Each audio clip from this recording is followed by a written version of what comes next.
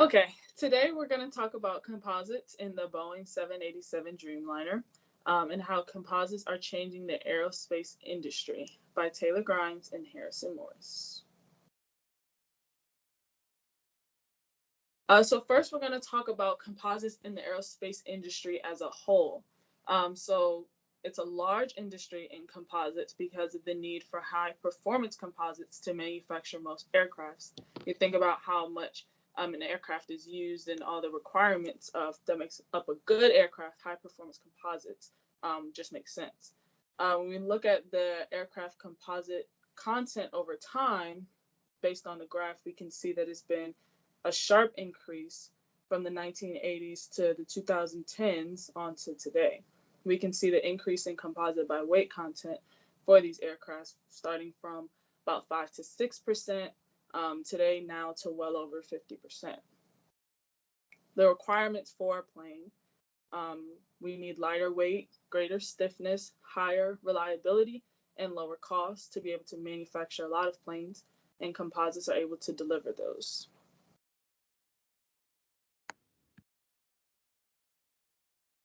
In terms of the Boeing 787 Dreamliner specifically, we can look at this picture and see the composition of it.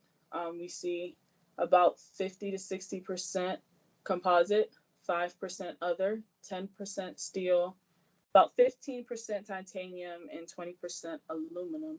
And based on the colors too, we can see how much of it is carbon laminate, carbon sandwich, or fiberglass. The Boeing 787 Dreamliner is the world's first major commercial airliner to use composites as the primary material in the airframe. About 32,000 kilograms of this plane consists of carbon fiber reinforced polymer. Toray Industries, based in Tokyo, Japan, is the largest supplier of the 787 composite materials.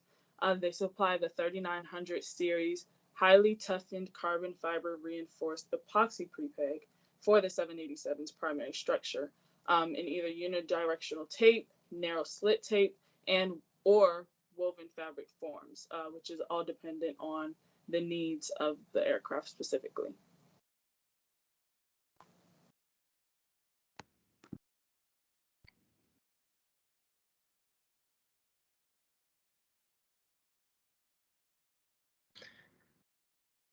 So the 787 is comprised of many different composites, or carbon fiber-based composites throughout the different pieces that it needs. So when you look at the fuselage, the wings, the tail, doors, and interior,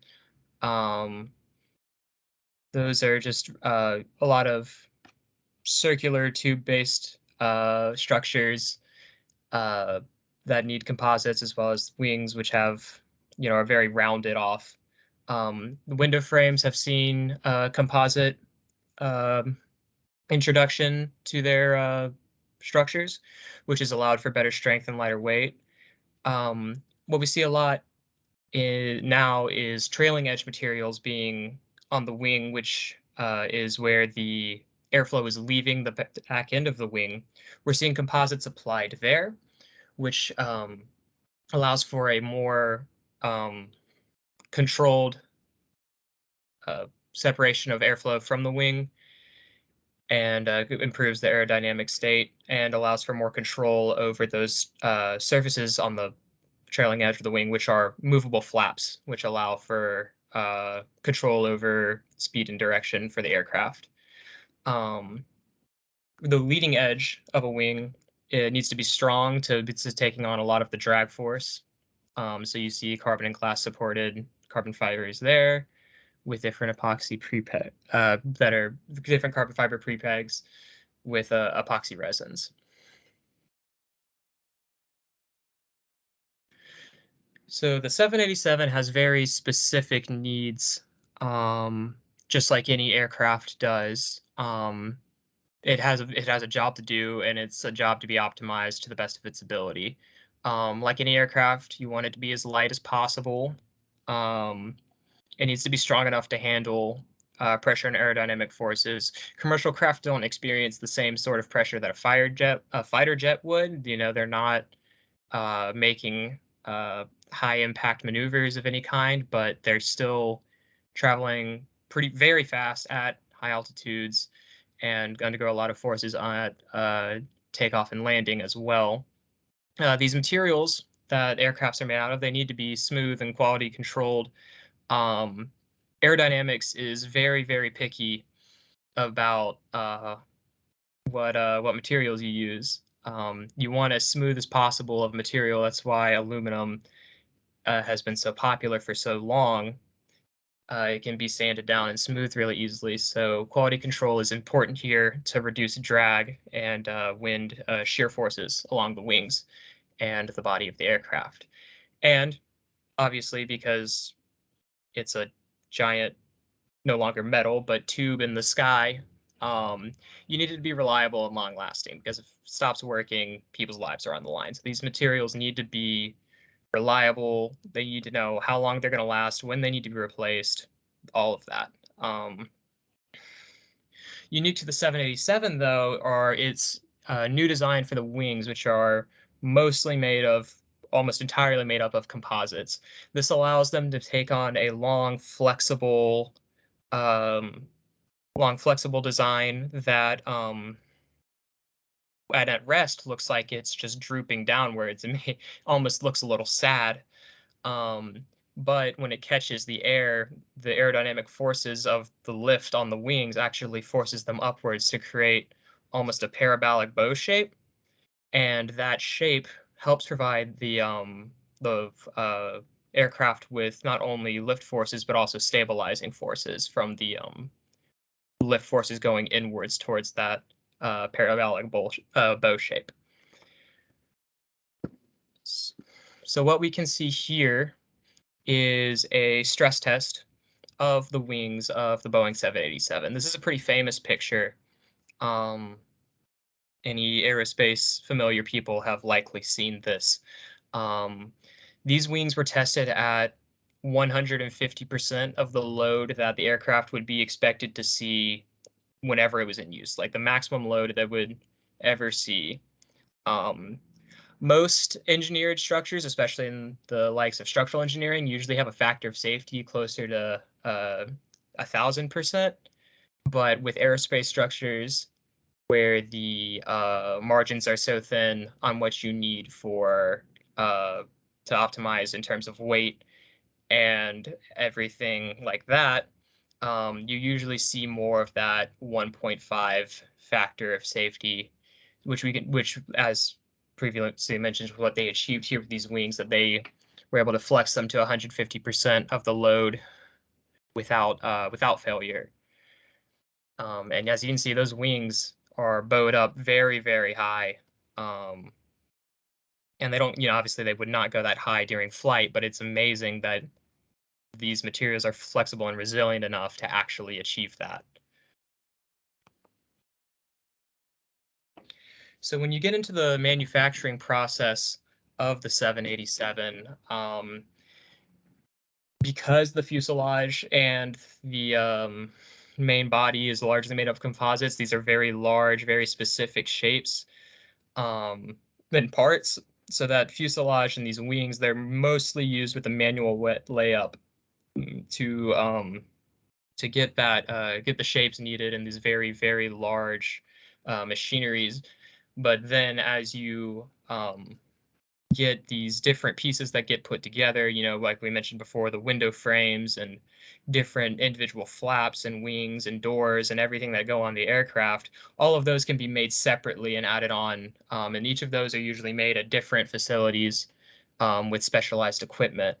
But a lot of these are using, especially in the 787, are using carbon fiber prepregs throughout, and those and sent to these facilities to be machined specifically for the parts needed. So this carbon fiber is supplied by Toray Industries of Japan for a lot of these prepregs with their T800S fiber, which is an improvement over the carbon fiber used in the Boeing 777, 777. And these are used with reinforced carbon fiber and epoxy composite for different parts throughout the aircraft. Individual facilities worldwide will are all contribute to different parts of this aircraft. I mean, and I do mean worldwide. When you see Paris, Seattle, Rome, other facilities in Japan, all of these are working on individual pieces like wing pieces and doors and paneling for the aircraft. And all of these come together from a global network to form the aircraft. And then one of the specific innovations composite innovations used is the Hexcel company materials, which is a strong prepreg carbon fiber, and it's cut from carbon fiber tapes. And we'll continue to talk about that moving forward in just a second. But first, we'll talk about some of the processing for the other pieces. So as I discussed, each piece has a separate process and is processed at a different facility. What this means actually is that Boeing itself did not have to pinpoint and micromanage every single manufacturing process, but instead could um, kind of ship that off each individual process to a different facility and company, and they could have specific machinery made for each part to machine it. Because composites require such specific machinery for mass production, small scale pieces, it's more efficient in this scenario, far more efficient to have each facility focused on their own process. So as I discussed, the fuselage and the wings, they use their manual wet layup with also automatic tape laying machines to lay the carbon fiber into that layup. But then when you get to the doors and smaller panels, you see them being compression molded and cured in autoclaves and such to achieve the more complex shapes needed. So onto the Hexcel materials. As discussed before, the Hex MC prepreg is the carbon fiber material supplied by Hexcel, and it's created layering different cuts of unidirectional carbon fiber tapes. So each one of those tapes is going to be very strong in a singular direction along its length, but they can be layered on top of each other to create multi-directional strength. There's different resins cured for the different pieces needed, but for one of the specific examples here is the window frames on the airplane.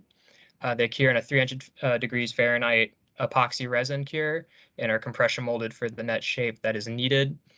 And what's very, very important about these Hexcel materials is that they've worked to replace small pieces, traditionally aluminum and titanium pieces throughout the aircraft with composites. This has been instrumental and massive for reducing weight throughout the aircraft by being able to machine these small pieces out of carbon fiber and composite materials as opposed to needing aluminum and titanium to do so. Okay, and now to go on to the advantages and disadvantages of competing materials. It was mentioned before that the main material before the composites was aluminum alloys. So looking at the pros of that, they're high strength and good stiffness. It's also known as like the low weight metal, which as you can see would be very helpful for aircraft. But the disadvantages is that corrosion and fatigue were reoccurring problems that is just going to happen with metal. So it becomes expensive to maintain, and the maintenance at that point is not worth the cost.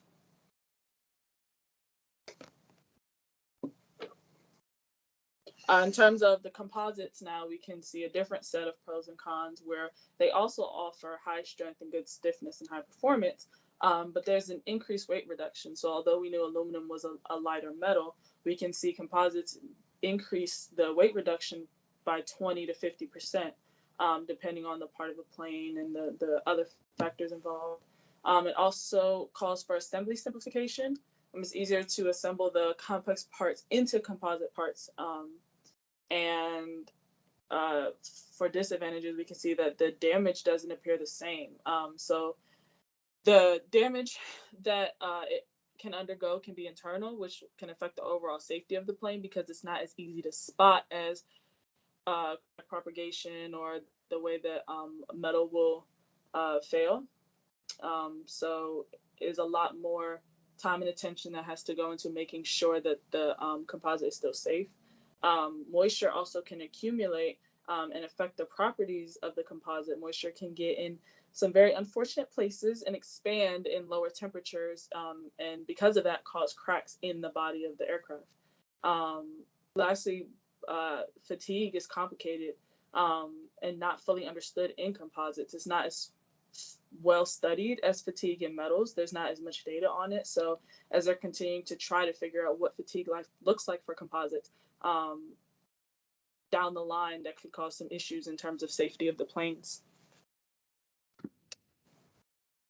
But for future development, one of the things that we saw was the reduction of mechanical fasteners. As we can see from the picture, there are just different types of nuts, bolts, and screws that are needed to assemble the plane that come from different places and have different configurations. So they can be higher cost and more complicated to assemble the aircraft. So a development is to attempt to rectify this using adhesive bonding. The issue is, though this isn't certified yet due to adhesive strength concerns, it will not be certified until they can prove that the adhesive bonding won't separate and cause failure in the plane, because if the plane is not fastened, not safe. Yeah. And in conclusion, just to draw it all together, manufacturing with composites has led to cheaper flights because if you think about it in terms of weight reduction, anytime you can reduce weight, then you can reduce fuel consumption, therefore making flights cheaper because it's not as expensive to fly from place to place. So we've definitely reaped the benefits of that and how we can just pick up and get on a flight and go to a different country for a reasonable price with the use of composites. And just for future developments, the goal is always lighter, faster, and cheaper. So there's always continued research and development to improve composites and to improve the aircraft as a whole, especially in terms of replacing current technologies with new composite solutions, because it's easier to replace current problems than to create new ones. So, Yeah. That sums up our presentation on composites in the Boeing 787, and here are some of the references we used to put this together. Thank you. thank you.